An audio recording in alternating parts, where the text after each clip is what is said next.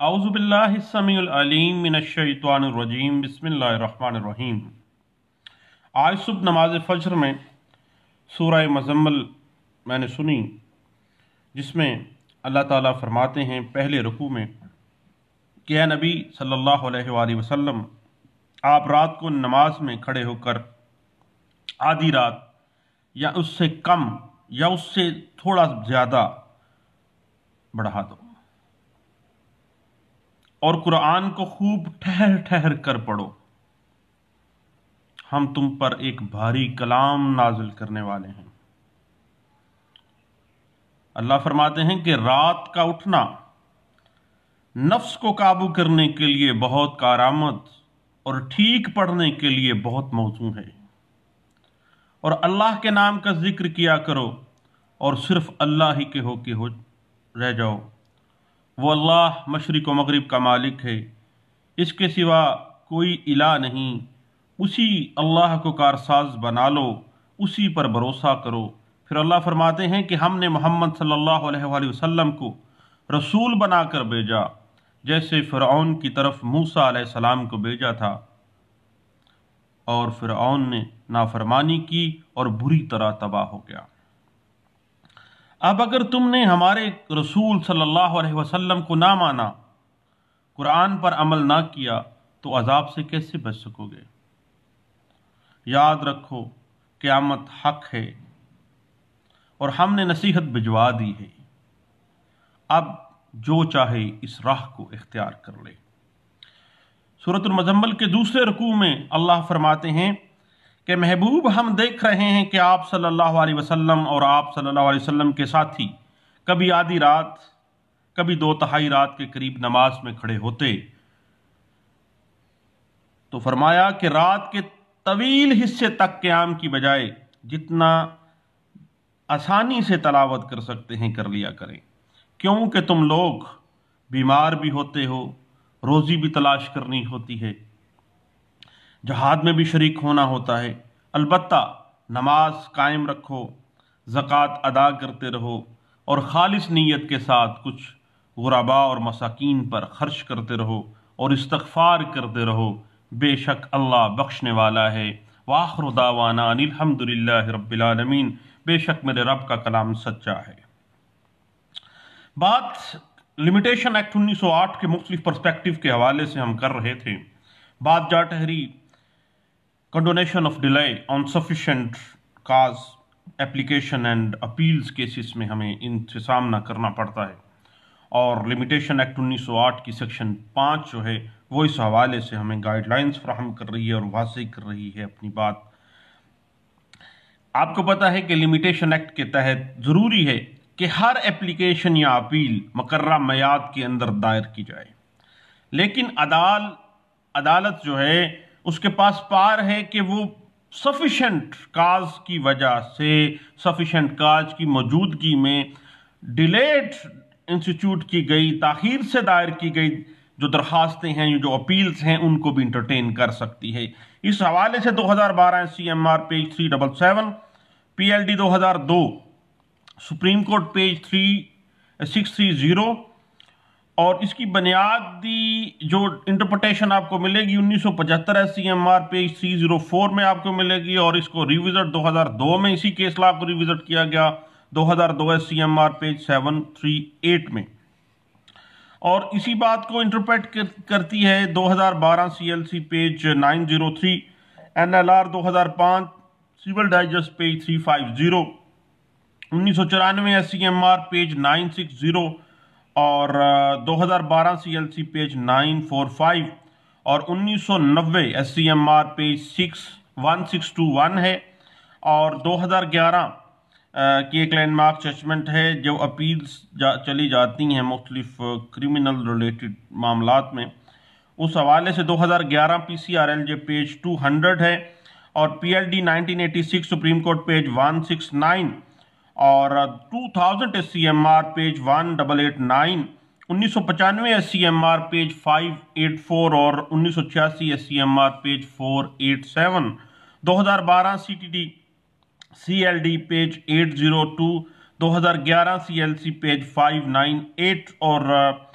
1985 SCMR page 1305 और 2002 SCMR page 343 में इसी नुक्ते को बड़े अच्छे अंदाज से इंटरप्रेट किया गया था। अब साहिब बात थोड़ी सी आगे चलती है कि सफिशिएंट काज क्या होती है। सफिशिएंट काज यह है कि कोई भी ऐसी वजह जिसको अदालत मुकदमे के हालात व वाक़यात के मुताबिक दुरुस्त और मुनासिब करार दे। अदालत की अपनी डिस्क्रिप्शन पर छोड़ दिया गया कि अदालत मुनासिब समझती है उस मुकदमे के हालात व वाक़यात के मुताबिक उस सफिशिएंट काज को दुरुस्त, तो ठीक है, लेकिन ये सफिशिएंट काज ऐसी होनी चाहिए जो कि फरीकैन के इख्तियार से बाहर हो, यानी इमिनेंट हो, कोई उसको चीज टाल नहीं सकती हो। फरीकैन जो है इसमें इंडोलेंट ना हो, इसमें वो जानबूझ के डिले ना कर रहे हों, खुद जाके घर ना बैठ गए हों। इस हवाले से 2003 SCMR पेज 1334 और 2012 CLD पेज 996, 2012 CLD पेज है 1112 और 2012 PTD पेज है 176 और 2000 SCMR पेज 937 और 1999 SCMR पेज 2353, 1994 SCMR पेज 560 और 1999 SCMR पेज 2353 और 2012 CLC पेज 1133 जो है ये हमें इस बात की इंटरप्रिटेशन देती है। मसलन अब सफिशिएंट काज की एक अगर हम देखना चाहें कि ये बुनियादी तौर पर ऐसी वजह जिसको अदालत मुकदमे के हालात व वाक़यात के मुताबिक मुनासिब समझ लेती है। मसलन कोई वकील ये उज़र बयान करता है कि सफिशिएंट काज का उज़र क्या ले रहा है कि मुकर्रा दिन वो बीमार था या किसी दूसरे अहम सिलसिले में वो शहर से बाहर था। अब ये सफिशिएंट काज है या नहीं, पार्टी के इख्तियार में ही नहीं है, वकील साहब बीमार पड़ गए थे। अब इस हवाले से अगर आप मजीद कुछ देखना चाहें, मजीद इलस्ट्रेशंस के साथ इसकी इलुबरेशन चाहें, इंटरप्रिटेशन चाहें, तो आपको 2012 MLD पेज 657 और PLJ 2000 लाहौर हाईकोर्ट पेज 1093 में और 1999 SCMR पेज 1049 और NLR 2005 civil page 379, 2012 MLD page 1069 और PLD 2011 supreme court of Pakistan page 676 में, 2004 CLC पेज 1202 में और 1990 MLD पेज है 211 और 2000 SCMR पेज 1642 और 2012 CLC पेज 1172 और 1995 SCMR पेज 1655 और PLD 2011 लाहौर हाईकोर्ट पेज 599 में इस बात को इंटरप्रेट किया गया और 1991 SCMR पेज 2293 में और PLD 1993 कोयटा हाईकोर्ट पेज 88 और PLJ 2000 लाहौर हाईकोर्ट पेज 958 और 2000 SCMR पेज 1891 और 2011 है CLC पेज है 355 और 2002 SCMR पेज 1034 जो है वो इस बात को इंटरप्रिटेशन देती है। और इस बात के ऊपर मजीद अगर आप देखना चाहें तो 1991 SCMR पेज 1399 और 2003 PLR सुप्रीम कोर्ट पेज 430 और PLD 1984 सुप्रीम कोर्ट पेज 289 और 1991 SCMR पेज 520, 1995 SCMR पेज 584 और PLD 2003 सुप्रीम कोर्ट पेज 724 और 2003 PLC ये सिविल सर्विसेज की अपील्स के केसेस में आ गया और पेज था 796 में इस बात को इंटरप्रेट किया गया था। लेकिन दोस्तों अब मजीद इस पे अगर हम जानना चाहें कि section 5 condonation of delay for applications and appeals के अंदर सेक्शन 5 में क्या मामला जो स्टैट्यूट है लिमिटेशन एक्ट 1908 वो क्या देना चाह रहा है, तो इजी सी बात है कि सेक्शन 5 के अंदर ये कहा गया है कि सफिशिएंट काज की मौजूदगी में अदालत ताखीर से दायर की गई एप्लीकेशंस अपील्स वगैरह को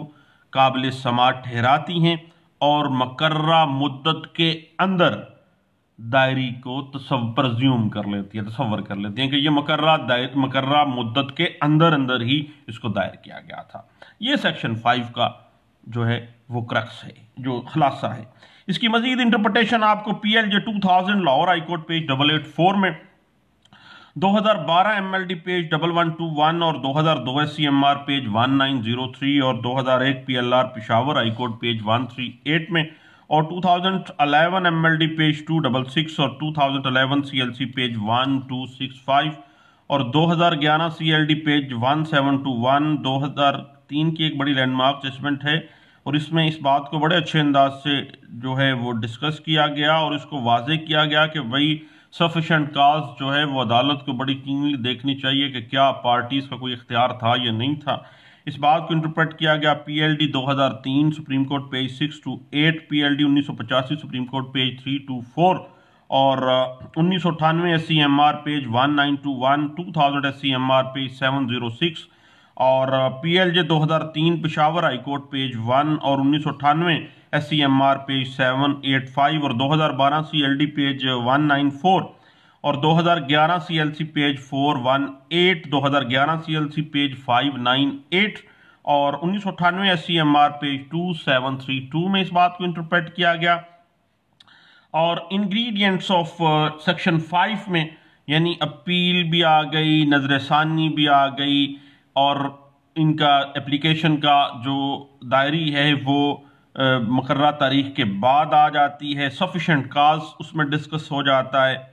और उसमें कंडोनेशन ऑफ डिले की डिस्कशन के हवाले से आप देखिएगा PLD 2003 सुप्रीम कोर्ट page 628, 1981 SCMR page 37, PLJ 2000 Quetta high court page 53, 2011 CLC page 553, 2002 SCMR page 343 और 2003 SCMR पेज 604 और 1995 SCMR पेज 584 है और 2012 YLR पेज 1294 में इस बात को इंटरप्रेट किया गया और 2000 SCMR पेज 1227 और PLJ 2000 supreme court of Azad Jammu and Kashmir का बड़ी लैंडमार्क जजमेंट है और बड़ी भारी भरकम है जनाब, पेज है 325 में इसको इंटरप्रेट किया गया और 1996 SCMR पेज 1864 में और 2012 CLC पेज है 1165 में इस बात को इंटरप्रेट किया गया। उसके अलावा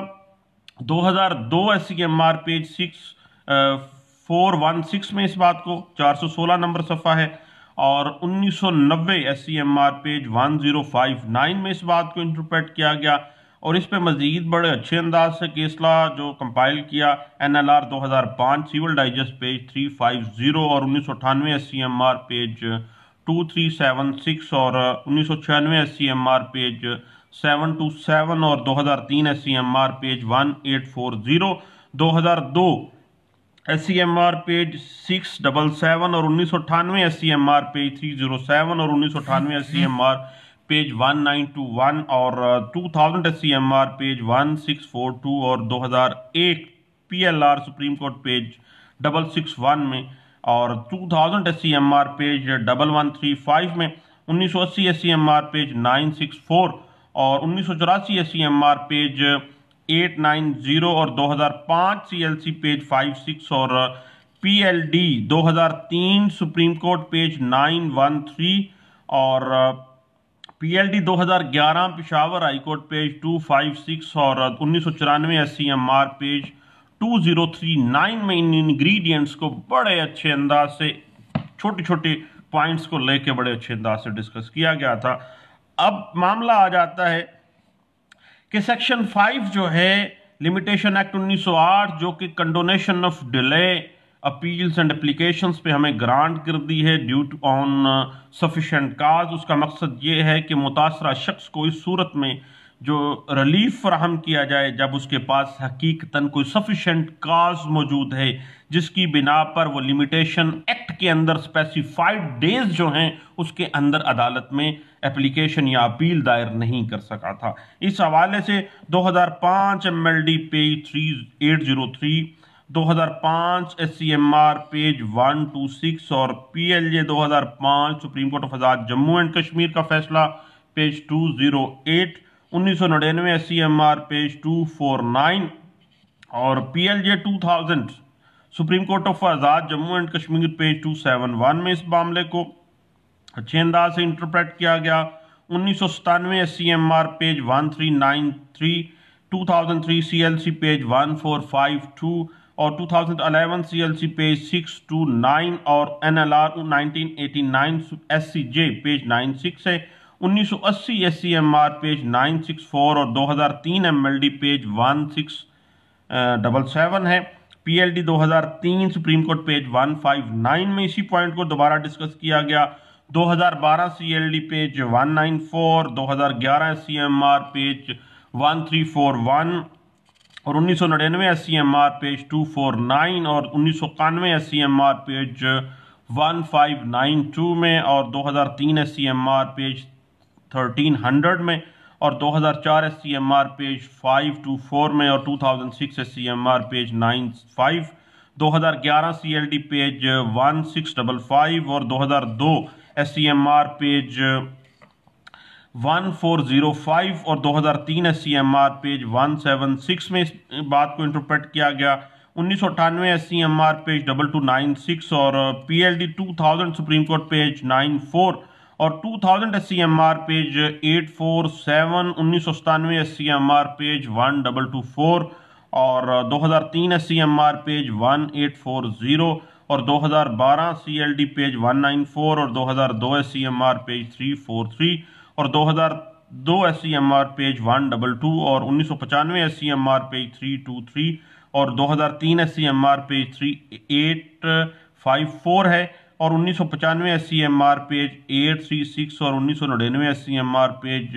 795 और 1995 SCMR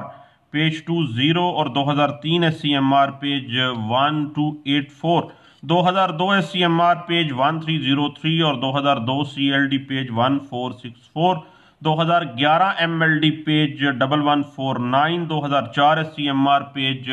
497 और 1994 SCMR पेज 1132 में इसी पॉइंट को बड़े अच्छे अंदाज से इंटरप्रेट किया गया था। अब डिटर्मिनेशन ऑफ सफिशिएंट काज की तरफ आते हैं। साहब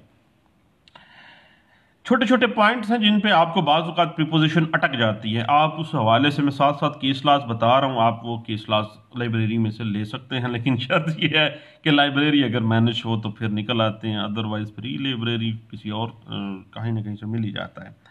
तो साहिब मामला ये है कि मुख्तलिफ जो कानूनदान हैं उन्होंने डिटर्मिनेशन जो है सफिशेंट काज की वो मुख्तलिफ असूल बयान किए होते हैं। मसलन पहली चीज़ है इनएविटेबल रीज़न, यानी नागज़ीर वजह होगी, यानी ऐसी नागज़ीर वजह की मौजूदगी जिसके बाद जो मुतासरा शख्स है वो अपील या एप्लीकेशन मकर्रा मुद्दत में दाखिल नहीं कर सका है, पहली बात। उसके बाद दूसरी बात आ जाती है नेक नीयती। मुतासरा शख्स अपील या एप्लीकेशन दायर करने में बड़ा नेक नीयत था, लेकिन हालात ऐसे थे कि वो दायर नहीं कर सकता, मुकर्रर मुद्दत के अंदर नहीं कर सका था, लेकिन बद नीयत नहीं था, नेक नीयत था। पहली चीज क्या थी? इनएविटेबल एविडेंस, नागज़ीर वजूहात थी,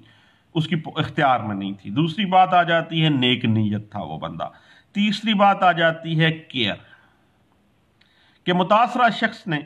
अपील या एप्लीकेशन दायर करने में एहतियात से काम लिया,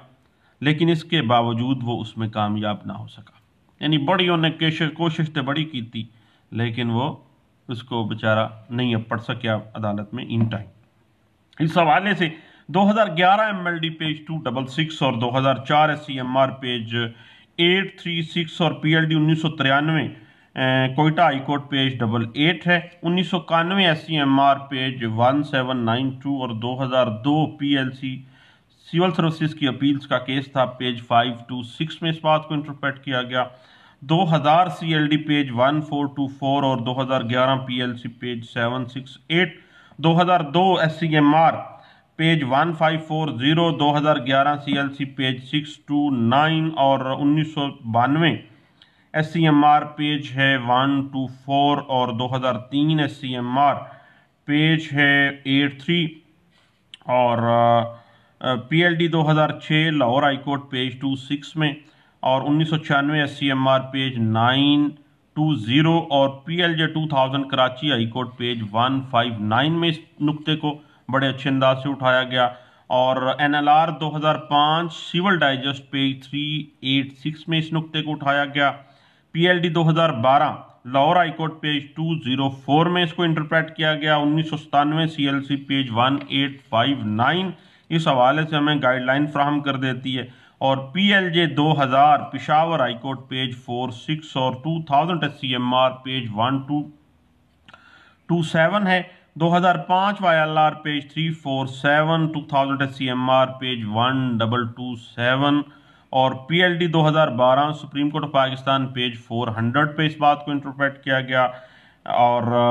उसके बाद 2012 MLD पेज 1006 में और 1982 SCMR page 160, 2000 SCMR page 1628, 2002 SCMR page 82 में इस पॉइंट को डिस्कस किया गया। और PLJ 2005 supreme court of Pakistan page 1002 में इस बात को डिस्कस किया गया। 2003 PLR पिशावर हाईकोर्ट पेज 726 और 2002 SCMR पेज 343 और PLD 1977 की बुनियाद बना के इसको दोबारा 2019 तक इस केस लॉ को रिविजिट किया जाता रहा है। सफिशेंट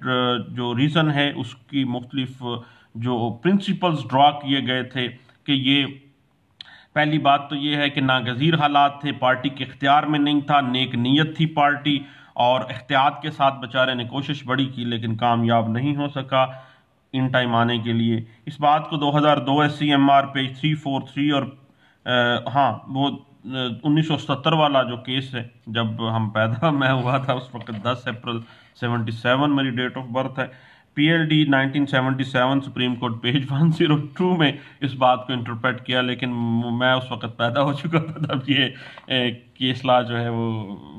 PLD में छपा था, तो कुछ माह का ही होगा। अच्छा, उसके बाद फिर बात चलती है PLD 2011 supreme court of Pakistan में 6174 और PLD 2011 पेशावर हाई कोर्ट की लैंडमार्क जजमेंट 256 में। 1999 SCMR पेज 2353 और 2012 CLC पेज 556 में इस बात को इंटरप्रेट किया गया। 2012 CLC पेज 175, 2012 CLC का 175 के अलावा 2011 CLC पेज 14373 में 2011 CLC 1473 PLD 2012 सुप्रीम कोर्ट 400 में भी ये असूल बयान किए गए। 2011 MLD पेज 1564 और 1983 SCMR पेज 1239 में, 2012 SCMR पेज 377 में और 2012 CLC पेज 1165 और 2011 YLR 763 और 1981 SCMR पेज 37 जो है ये बार बार रिविजिट की जा रही है। ये इतनी कमाल किस्म की लैंडमार्क जजमेंट है। उसके बाद 2012 MLD पेज 1006 और 2005 YLR पेज 1096 में इस बात को इंटरप्रेट किया गया। आगे जनाब बात आ जाती है कि सफिशिएंट काज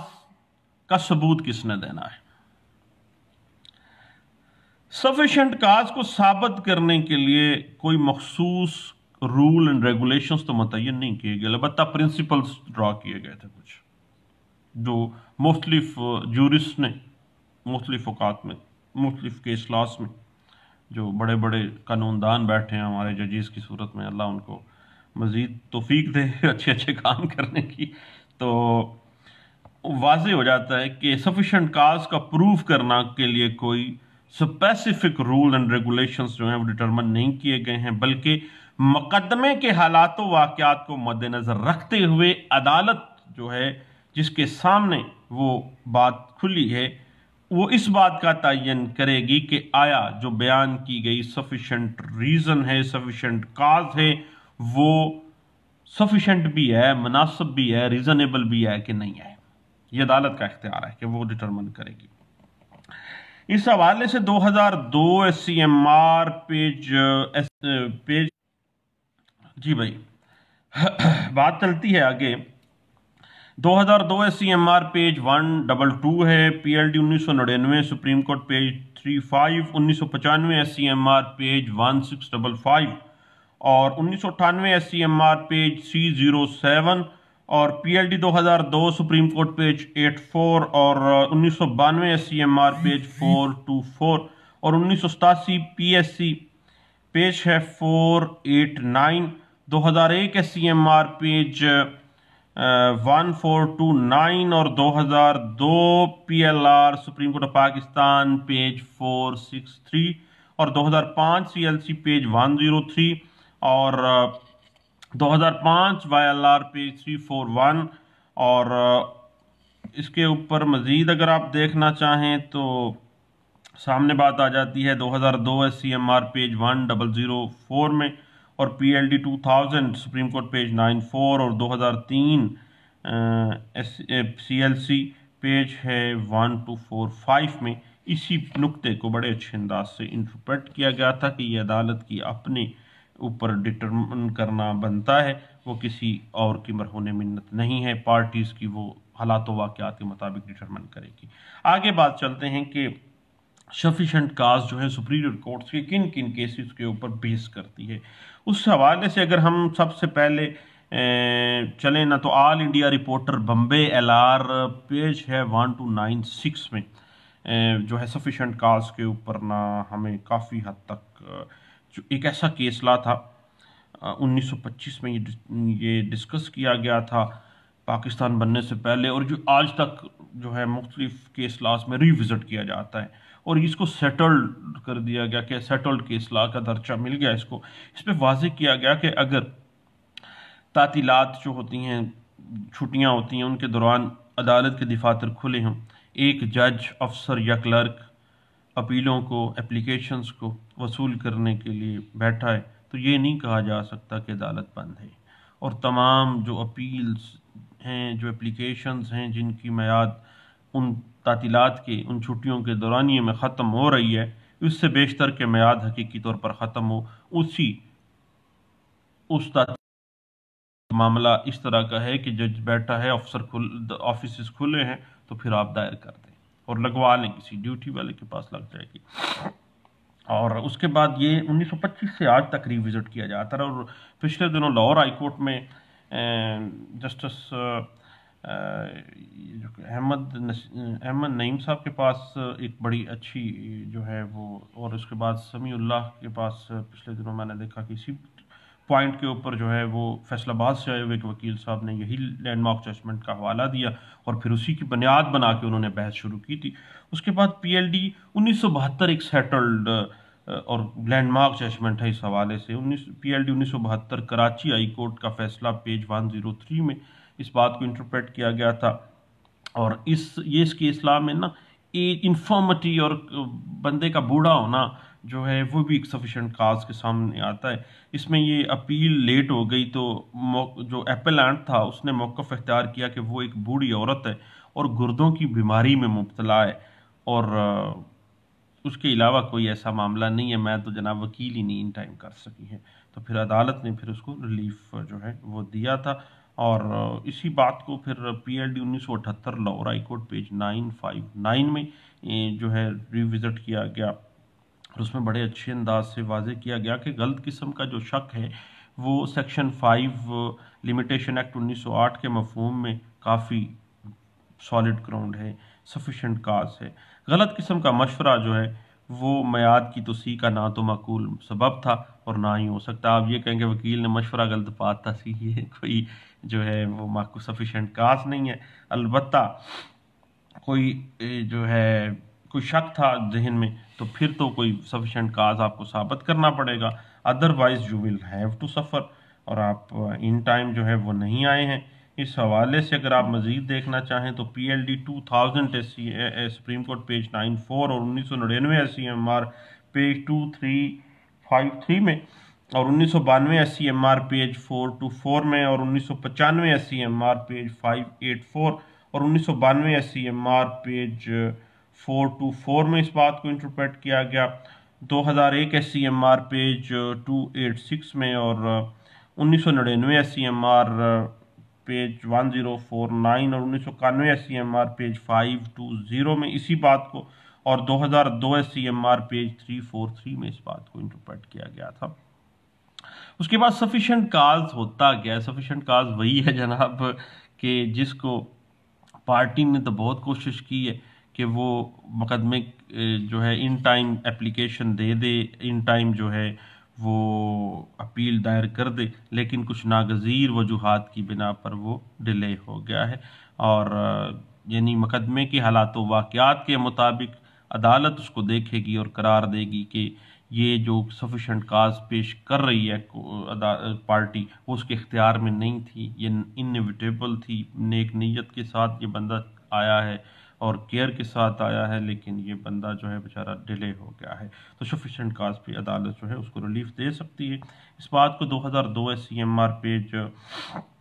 343 में और 2009 SCMR पेज 1622 में और 2007 SCMR पेज 449 और 2005 SCMR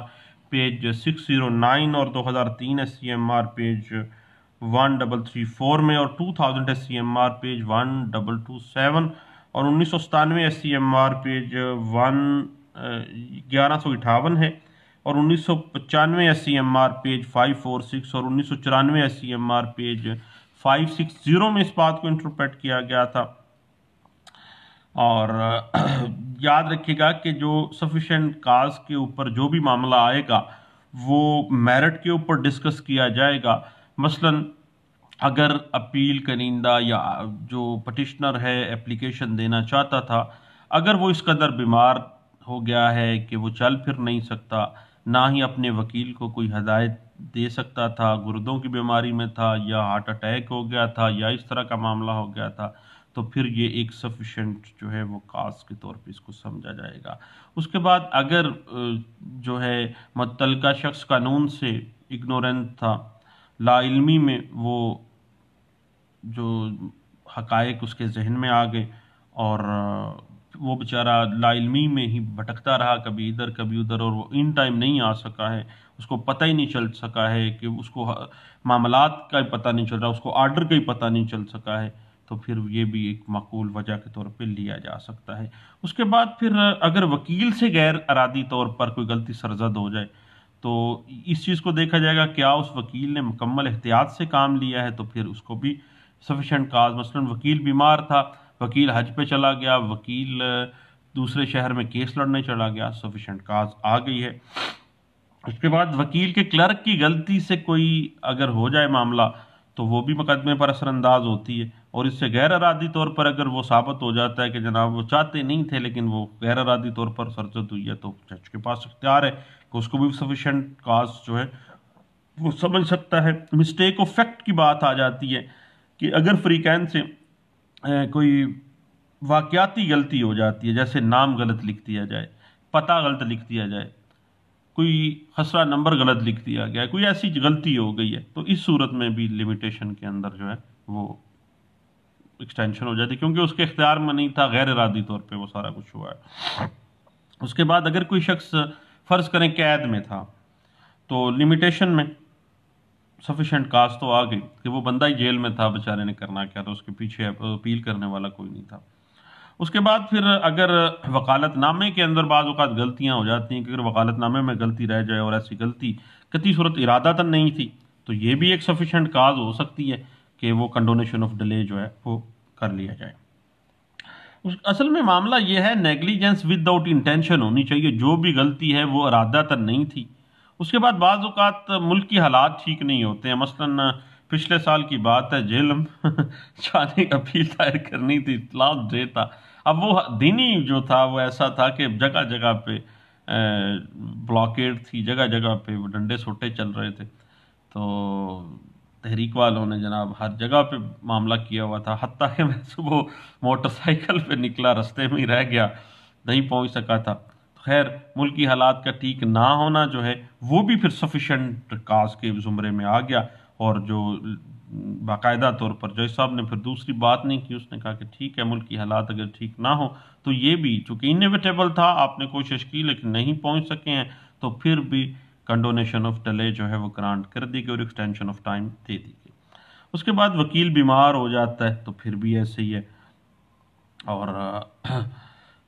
बाज़ औक़ात पार्टीज़ फ्रॉड भी करती हैं। मसलन जो जिस पार्टी के हक़ में फ़ैसला आता है वो एपेलांट को फ्रॉड के ज़रिए रोक के रखता है। तो ये भी एक सफिशिएंट रीज़न है। अगर आपने वो फ्रॉड साबित कर दिया है अदालत में, तो फिर ये चीज़ जो है वो एक काफ़ी हद तक माकूल वजह हो सकती है। इस हवाले से आप 2009 SCMR पेज 747 और 1998 SCMR page 2318,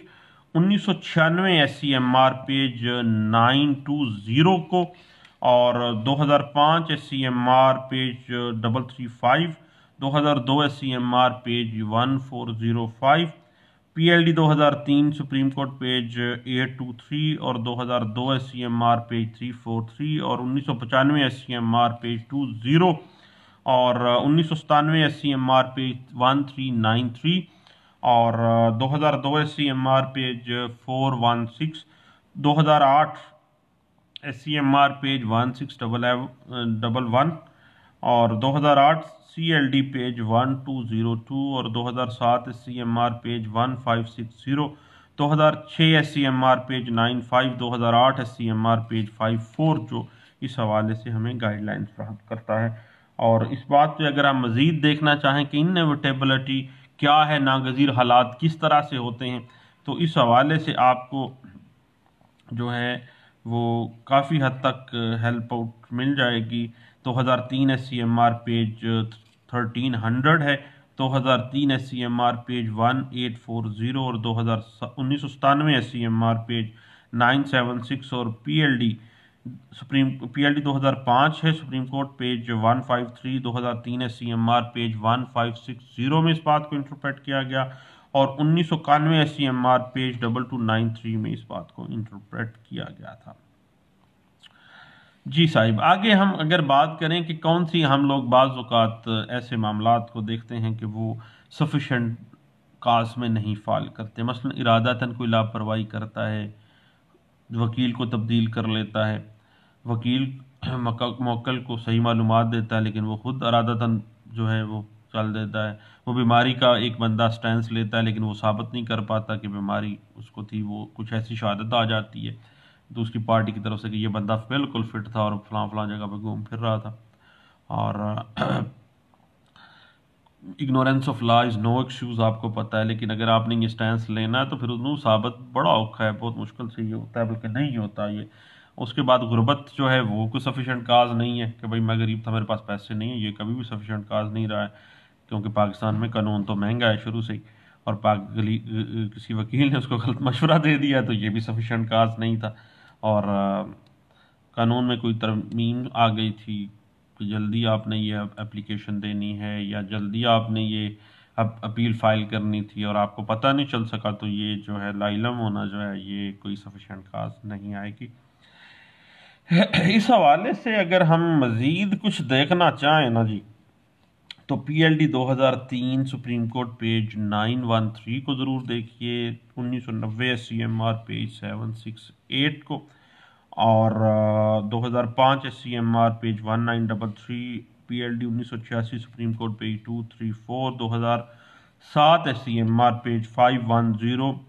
2005 SCMR page 975, 2002 SCMR page 144, 2002 SCMR page 416, 2007 SCMR page 866, 2006 SCMR page 1248, 2003 SCMR page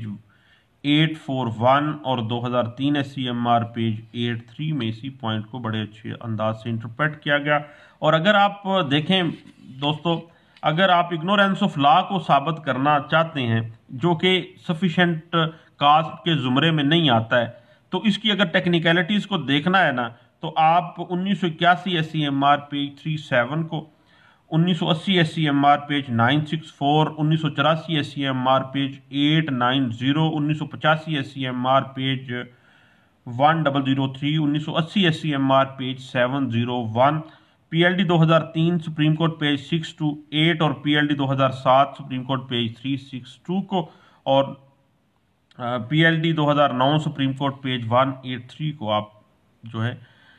ज़रूर देखिएगा। और अगर इम्प्लीटमेंट ऑफ पार्टी का इशू आ जाता है 2010 SCMR पेज 822 और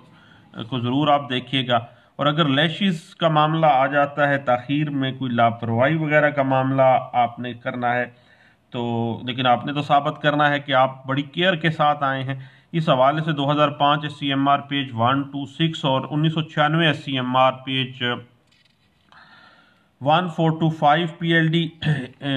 उसके बाद इस बात को इंटरप्रेट किया गया था 2001 SCMR पेज 286 में और 1991 SCMR पेज 1592 में। उसके बाद फिर अगर हम सेक्शन 5 की एप्लीकेशन को देखें तो आपको पता है ये सूट्स पे अप्लाई नहीं होती है कभी भी ना। इसको सूट्स पे तो आपको पता है कि अलग से सेक्शन 3 और 4 आपको मिल जाती है, लेकिन सेक्शन 5 जो है ये हमेशा एप्लीकेशन और अपील्स के ऊपर जो है ये अप्लाई होती है। यानी एप्लीकेशन इन टाइम नहीं दी गई, अपील इन टाइम नहीं दी गई है, तो फिर ये सेक्शन 5 हम कहते हैं कंडोनेशन ऑफ डिले सेक्शन 5 में आप चले जाएं सफिशिएंट कास्ट है। उसके बाद बाज़ ऐसी सूरत हाल होती है जिसमें सेक्शन 5 जो है वो अप्लाई नहीं होती है। मसलन अगर कोई लोकल एंड स्पेशल लॉ है और किसी लोकल एंड स्पेशल लॉ में दी गई जो मियाद है वो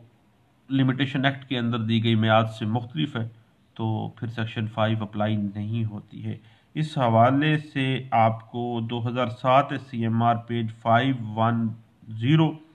2001 SCMR page 286, 1983 SCMR page 1239, 2007 SCMR page 373 और PLD 1982 सुप्रीम कोर्ट पेज 88 जो है वो इस बात को बड़े अच्छे अंदाज से इंटरप्रेट कर देती है। और उसके बाद अगर मिस्टेक ऑफ कोर्ट और इट्स ऑफिसर्स कोई मामला आ जाता है जिसकी वजह से डिले हो गया है मामला, तो फिर उस पर आप सफिशिएंट काज प्रूव करना चाहते हैं तो PLD 1982 सुप्रीम कोर्ट पेज 88 को, NLR 1989 SCJ पेज 96 और PLD 2006 सुप्रीम कोर्ट पेज 214 और 2006 SCMR पेज 504 आपको हेल्प आउट करता है। और PLD 2007 सुप्रीम कोर्ट पेज 582 जो है वो भी आपको इस हवाले से इंटरप्रिटेशन दे देता है। और अगर मामला मिस्टेक ऑफ फैक्ट और लॉ पे आ जाए तो फिर आप 1980 SCMR पेज 964 और PLD 2003 सुप्रीम कोर्ट पेज 930 और 2002 SCMR पेज 738 और उसके बाद इस पे लैंडमार्क जजमेंट अगर आप मज़ीद कुछ देखना चाहें तो PLD 1998 सुप्रीम कोर्ट पेज 64 में इस बात को इंटरप्रेट हो जाती है। और नेग्लिजेंस ऑफ पार्टी जो है उसको अगर आपने डिस्कस करना है कि पार्टी जो है वो नेग्लिजेंट नहीं है, तो लॉ फेवर डिलीजेंट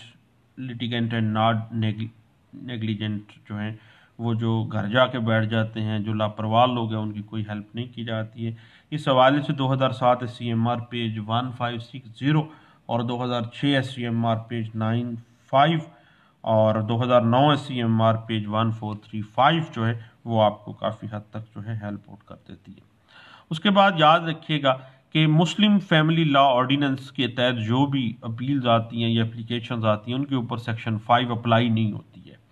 उसके बाद लैंड रेवेन्यू एक्ट 1967 की अगर आप बात कहें तो कोई भी एप्लीकेशन या अपील जो कि लैंड रेवेन्यू एक्ट 1967 के ज़ुमरे में आती है वो अगर ज़ेर समात है तो इस पर सेक्शन 5 कंडोनेशन ऑफ डिले के ऊपर सफिशिएंट काज में नहीं बल्कि अपना तरीक़ाकार है उनका। उसके बाद बात चली जाती है डिस्क्रिशनरी पावर है सेक्शन 5 में कि जो भी मामला होगा वो आपको पता है कि सेक्शन 5 जो है लिमिटेशन अदालतों को कंडोनेशन ऑफ डिले के हवाले से सफिशिएंट काज को डिटरमिन करने के लिए स्वाबदीदी डिस्क्रिशनरी पावर्स ग्रांट कर रही है। अगर तारीख की वजूहात, अगर डिले करने की जो सफिशिएंट काज है देन और अदालत इत्मीनान हासिल कर लेती है कि ताखीर की वजूहात वाकई मुनासिब है, पार्टी के इख्तियार में नहीं था और मुतासरा पार्टी के कंट्रोल में नहीं था, बेचारे बड़ी ट्राई की लेकिन नहीं आ सका, तो अदालत जो है वो कंडोन कर देगी उसके डिले को। और एक्सटेंड कर देगी उसकी टाइम को। और लेकिन इसके लिए ज़रूरी है कि एप्लीकेशन के साथ साथ आप जब भी सेक्शन 5 की कंडोनेशन ऑफ डिले में जाएं, एप्लीकेशन के साथ जो अपील देनी है तो एप्लीकेशन दें, एप्लीकेशन देने के साथ कंडोनेशन दे दें, तो वो लाजमी तौर पर सफिशेंट काज आपको लिखनी पड़ेगी, प्रूव करनी पड़ेगी, और फिर अदालत जो है ऐसी एप्लीकेशन पर गौर करेगी। तो फिर दोस्तों बात चलती चलती कहाँ से कहाँ होती, लिमिटेशन एक्ट 1908 के गिर्द घूमती हुई सेक्शन 5 तक कभी पहुंची है। तो अगर आपको पता ही है लिमिटेशन एक्ट के अंदर तो हर दावा, एप्लीकेशन, अपील, सत्ता का रिव्यू, रिवीजन, हर चीज़ की लिमिटेशन मुकर्रर है। दावों के लिए सेक्शन 5 तो आनी नहीं है भाई, लिमिटेशन के लिए आपको लहदा से जो सेक्शन 3 से लेके ना सेक्शन जो 3-4 को आप देख लीजिएगा, और दावाजात तो इन टाइम आपने देने हैं, अदरवाइज वो डिसमिसल में जा सकते हैं और डिसमिस हो जाते हैं। लेकिन सेक्शन 5 कहती है कि अगर सफिशेंट काज होगी तो फिर अदालत जो है एप्लीकेशंस में और अपील्स में कंडोन कर देगी, उसकी लिमिटेशन को कंडोनेशन ऑफ डिले कर देगी, और मियाद समात जो है, टाइम जो है वो एक्सटेंड कर देगी। दोस्तों दवाओं में मुझे याद रखिएगा, और लिमिटेशन एक्ट 1908 की डिफरेंट पर्सपेक्टिव केस लॉज की रोशनी में, क्योंकि ये बड़ी टेक्निकल सा कानून है, बड़ा खुश्क सा है, लेकिन सर्दियां हैं, खुश्क मेवाजात भी खाते हैं, चाय शाय भी पीते हैं, कॉफ़ी भी लेते हैं, और दिमाग खुश्क भी रहता है। तो फिर मैंने कहा कि चलें ये खुश्क सब्जेक्ट जो है लिमिटेशन एक्ट 1908, इसके मुख्तलिफ पर्सपेक्टिव पे गपशप लगाई जाए। तो दोस्तों ये गपशप है, इसको सीरियस नहीं लेना है। केस लॉज मैं साथ साथ बताता जाता हूँ। अगर आपको कोई केस लॉ ढूंढने में कोई कभी भी कोई प्रॉब्लम फील हो तो मेरे पास केस लॉज जो हैं वो आपको मिल सकते हैं। मसलन आज मैंने जो केस लॉज बताए हैं वो मेरे पास वो टेबल पे पड़े हुए हैं, यानी इसमें मैंने कुछ अदालतों में इस्तेमाल भी कर चुके हैं, लेकिन काफ़ी हद तक मेरे पास पड़े भी हैं। आप मुझसे कभी ज़रूरत पड़ जाए तो हम इंशाल्लाह शेयर भी कर लेंगे। और देखें, बात एक दूसरे से शेयर करने से आगे चढ़ती है। अगर कोई बात को छुपा जाए, नॉलेज का पता चल जाए और आप उसमें बुखल कर लें, तो आपको पता है कि अगर बुखल जो है, इल्म का बुखल जो है वो सबसे बड़ी कंजूसी है, बुखल है। अपने दोस्तों को, अपने अहबाब को बात बताएं, ज़रूर बताएं, अदरवाइज़ जो देखें आप मुजरिम होंगे। अल्लाह ने आपको ये इल्म जो है वो एक अमानत के तौर पर दिया है। बाकी रिज़्क़ का जहाँ तक मामला है तो अल्लाह बेहिसाब रिस्क देने वाला है। वो तो बैठे बैठे वहाँ से रिस्क की आना शुरू हो जाता है जो बंदा कमान में भी नहीं होता है। ये सब अल्लाह के ऊपर अगर आप तवक्ल करेंगे, यकीन करेंगे, तो देखिएगा फिर कैसे फिर आप रिलैक्स होकर अपना काम करेंगे। पैसा आपके पीछे पीछे आता रहेगा और आप रिलैक्स होकर अपने मामलात करें। तो दोस्तों दुआओं में मुझे ज़रूर याद रखिएगा, और इंशाल्लाह मज़ीद इस पर हम गपशप लगाते रहेंगे। लिमिटेशन एक्ट 1908 के जो मुख्तलिफ अमेंडमेंट्स हुई हैं, अपडेट्स हुई हैं, और इसके ऊपर जो मुख्तलिफ की इस्लास के पर्सपेक्टिव पे, यानी जब से हम मुख्तलिफ चीज़ों को देख रहे हैं, इंशाल्लाह इस पर मज़ीद बातें भी होंगी। दुआओं में मुझे याद रखिएगा। Thank you. अल्लाह हाफिज़।